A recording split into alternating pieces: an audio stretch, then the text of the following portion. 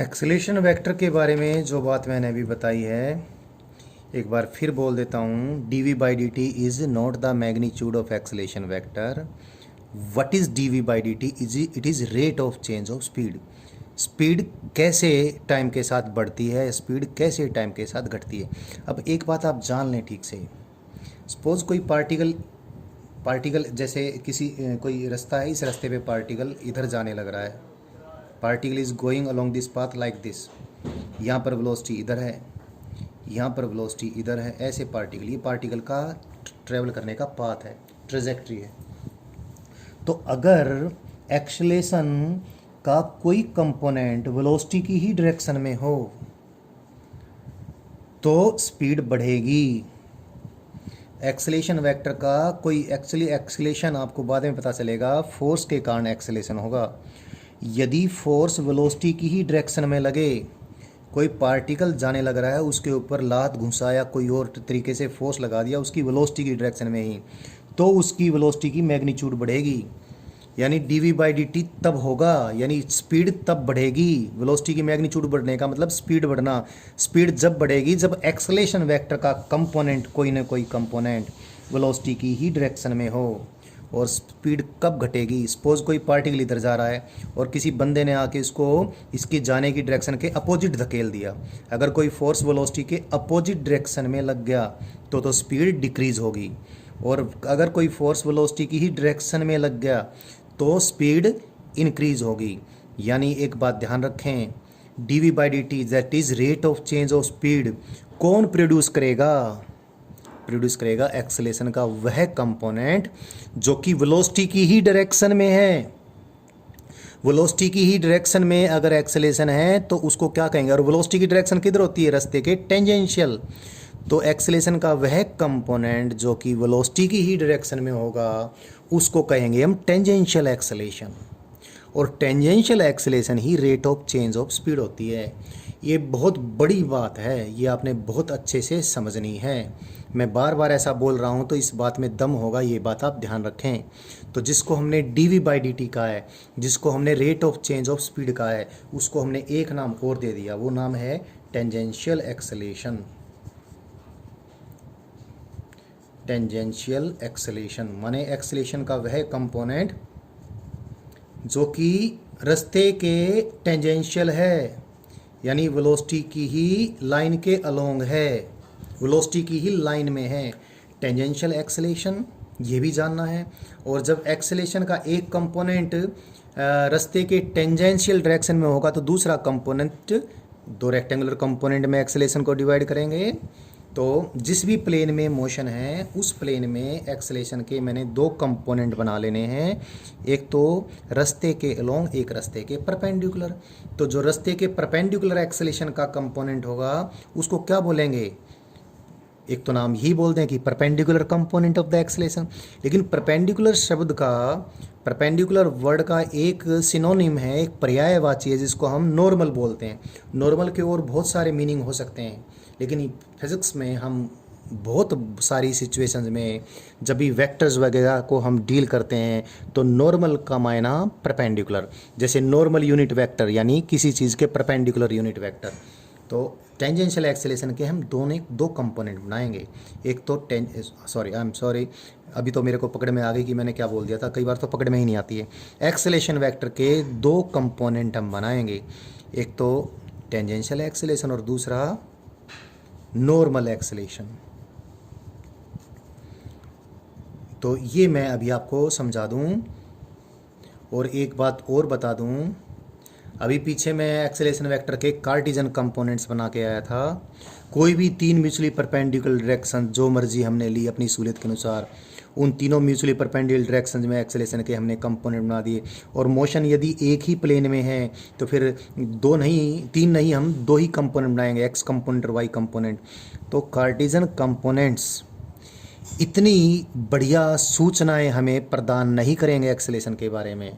Acceleration के बारे में सही सूचना, the better information regarding the acceleration vector will be obtained if we if we resolve the vector along which two mutually perpendicular directions, one along the line of velocity and the other perpendicular to the line of velocity, yani the tangential acceleration and normal acceleration, when we break the acceleration in such components, tangential component and normal components, then we get much better information about the thing, about the effect the acceleration is going to produce. तो ये बात आपने जान लेनी है, अभी और भी जान जाएंगे. तो सपोज मैं इस ट्रेजेक्ट्री को, ये मैंने क्या लिखी है, लिखी है ट्रेजेक्ट्री. ट्रेजेक्ट्री का मायना है शेप ऑफ पाथ, जो पाथ होता है उसको. तो मैं इसको ट्रेजेक्ट्री ही लिख देता हूँ. ये मैंने ट्रेजेक्ट्री लिख दी है और यहाँ पर वेलोसिटी वेक्टर इधर है, एक्सेलेरेशन वेक्टर सपोज इधर है. एक्सेलेरेशन वेक्टर ने ट्रेजेक्ट्री के साथ कुछ एंगल बनाया है. सपोज ये एंगल थीटा है या बीटा है या अल्फ़ा है, which ever symbol you like. तो इस एक्सेलेरेशन वेक्टर के जनाब हमने दो कंपोनेंट बना लिए, एक तो वेलोसिटी के पैरेलल और एक वेलोसिटी के परपेंडिकुलर. थोड़ा अच्छा डायग्राम मैं बना सकता हूँ यहाँ पर, चलो अच्छा बना ही देता हूँ. बड़ा सा ये पाथ दिखा दिया मैंने, और ये मैंने दिखाई tangential direction along which the particle is moving, और ये दिखाया मैंने एक्सेलेरेशन वेक्टर. ये क्या है, ये दिस इज़ द ट्रेजेक्ट्री, ये ट्रेजेक्ट्री है जनाब. इस रास्ते के अलोंग पार्टिकल जा रहा है. एक्सेलेरेशन वेक्टर के मैंने दो कंपोनेंट बनाए, एक ये वेलोसिटी वेक्टर की डायरेक्शन है, एक तो वेलोसिटी के ही पैरेलल, एक वेलोसिटी के परपेंडिकुलर. तो मैं सिंबल बड़ा सिंपल से सिंबल ले लेता हूँ. एक्सेलेरेशन वेक्टर को मैं रेक्टेंगुलर कंपोनेंट्स में रिजोल्व कर दिया. एक कंपोनेंट तो वेलोसिटी की डायरेक्शन में, ये मेरा रेक्टेंगल ठीक से नहीं बना है, आप समझ जाओ प्लीज़. ये रेक्टेंगल ही है. एक्सेलेरेशन का इधर कंपोनेंट बनाया, उसको मैं क्या बोल दूँ, उसको बोल दूँ, क्योंकि ये वेलोसिटी के पैरेलल है तो कोई और सिंबल लेने के बजाय इसको मैं ए पैरेलल वेक्टर बोल देता हूँ. और एक्सेलेरेशन वेक्टर का जो कंपोनेंट वेलोसिटी के परपेंडिकुलर है उसको मैं ए परपेंडिकुलर बोल देता हूँ. तो एक्सेलेरेशन वेक्टर का इधर कंपोनेंट तो क्या है, इसी ने तो स्पीड बढ़ानी है, यानी यही तो dv/dt है. अभी इसको मैं करके बताता हूँ. मैंने जब आपको वेक्टर्स पढ़ाए तो वेक्टर्स पढ़ाते वक्त हमने ये बताया था किसी वेक्टर का किसी दूसरे वेक्टर की डायरेक्शन में कितना इफेक्ट या कितना कंपोनेंट होगा. तो ए वेक्टर का इधर कितना कंपोनेंट, जिसको ए पैरेलल का है, कैसे निकालेंगे, ए वेक्टर का वी वेक्टर के साथ डॉट प्रोडक्ट निकालेंगे, ए वेक्टर डॉट वी वेक्टर. आप वेक्टर्स की वीडियोस वापस सुने, वेक्टर्स के नोट्स में भी इसको अलग से हमने लिखा है, वो भी देखें, और जो और असाइनमेंट्स वगैरह हमने सोल्व कर रखी वो भी देखें, सब में ये बात बता रखी है. और इसको मैंने कहा था बहुत इंपॉर्टेंट है, तो इसकी इंपॉर्टेंस अब आपको दिखनी शुरू हो जाएगी. एक्सेलेरेशन वेक्टर का इधर कंपोनेंट क्या करें हम, इसको मैं वापस अभी भी समझा दूंगा, लेकिन एक बार लिख तो लूँ. ए वेक्टर का वी वेक्टर के साथ डॉट प्रोडक्ट लिया और वी की मैग्नीट्यूड से डिवाइड कर दिया, तो क्या आ गया, एक्सेलेरेशन वेक्टर का वह कंपोनेंट जो कि वेलोसिटी की ही लाइन के अलोंग है. देखो इसको अगर आप इससे नहीं समझे हो, अभी वेक्टर्स आप भूल गए हो, तो वापस बता देता हूँ. एक्सेलेरेशन वेक्टर का इधर कंपोनेंट कितना होगा, इधर होगा, ये तो इसकी मैग्नीट्यूड आई है. इसकी डायरेक्शन के लिए तो फिर इसी डायरेक्शन में मुझे एक यूनिट वेक्टर दोबारा से लेना पड़ेगा. तो इसकी मैं मैग्नीट्यूड में लिख देता हूँ. एक बार शुरू कर दी तो काहे को काटूँ मैं. तो मैं क्या करूँगा, इस डायरेक्शन में एक यूनिट वेक्टर और ले लूँगा, किधर, वी वेक्टर की डायरेक्शन में, और तो ये डायरेक्शन के साथ आ जाएगा. अगर मैग्नीट्यूड ही लिखूँ तो ए पैरेलल की मैग्नीट्यूड कितनी आ गई, क्योंकि डायरेक्शन तो ऑलरेडी हमें मालूम है वेलोसिटी की डायरेक्शन है, तो इसकी मैग्नीट्यूड जरूरी है, और मैग्नीट्यूड इसकी कितनी आ गई, A vector dot V vector divide by V. V vector divide by V, इसको ऐसे लिख लूँ या ऐसे लिख लूँ, क्या, V cap, A vector dot V cap.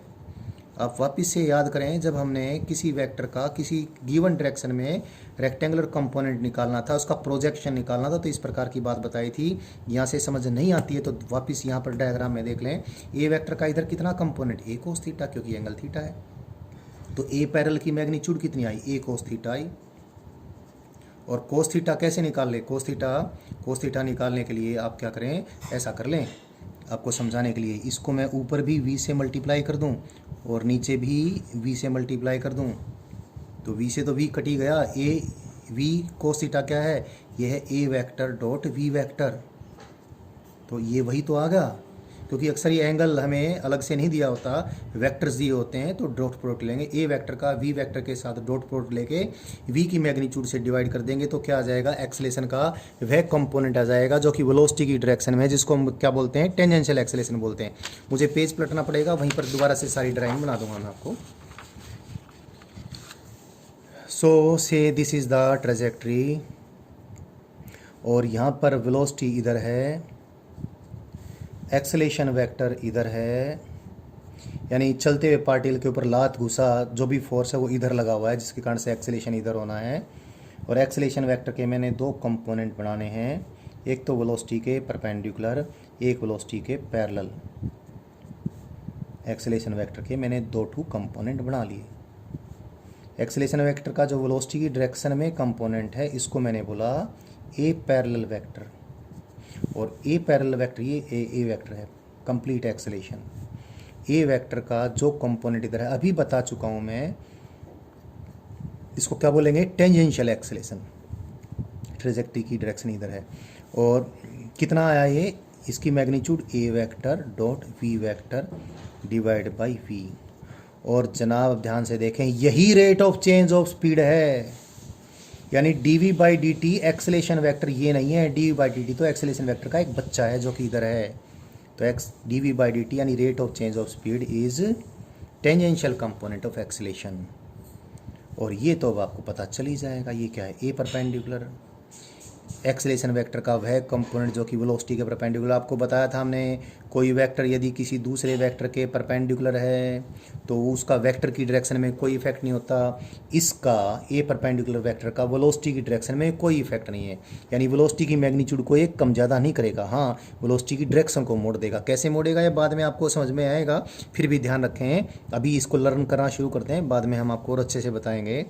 क्या एक्सेलेरेशन वेक्टर का वो कंपोनेंट जो कि वेलोसिटी के परपेंडिकुलर है, वो वेलोसिटी की मैग्नीट्यूड को हाथ भी नहीं लगाता, वो सिर्फ वेलोसिटी की डायरेक्शन चेंज करेगा। So this will change the direction of the, जैसे एग्जांपल के रूप में सर्कुलर मोशन में, सर्कुलर मोशन का एग्जांपल यहाँ पर लेना जरूरी है। मैं आपको बता दूँ, सर्कुलर मोशन हम अलग से डिस्कस करने वाले हैं, पहले सारी काइनेमेटिक्स ख़त्म हो जाती है, लास्ट में सर्कुलर मोशन करेंगे, और तब आपको पता चलेगा सर्कुलर मोशन में लगातार वेलोसिटी के अलोंग कोई एक्सेलेरेशन नहीं है, यानी there is no tangential acceleration. अगर circular motion uniform circular motion है, स्पीड लगातार कांस्टेंट है, तो क्या है, एक्सेलेरेशन का हमेशा सेंटर की तरफ कंपोनेंट होता है, जिसको हम सेंट्रीपिटल एक्सेलेरेशन कहेंगे।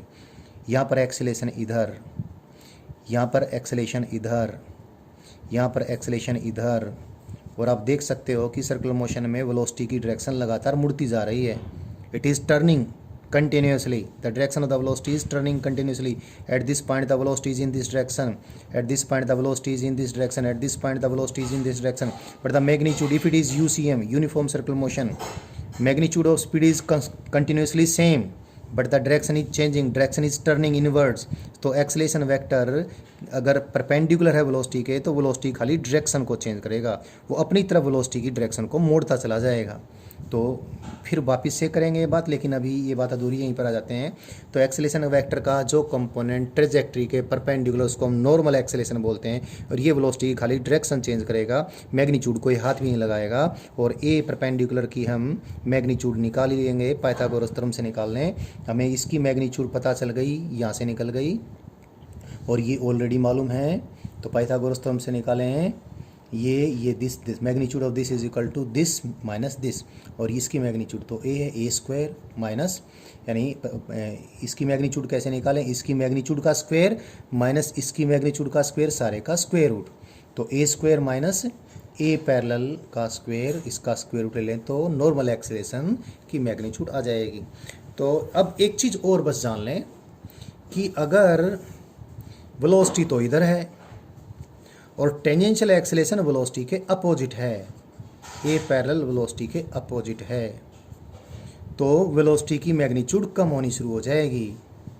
तो इस केस में ऐसा तब होगा जब एक्सेलेरेशन वेक्टर वेलोसिटी के साथ ऑब्ट्यूज एंगल बनाए।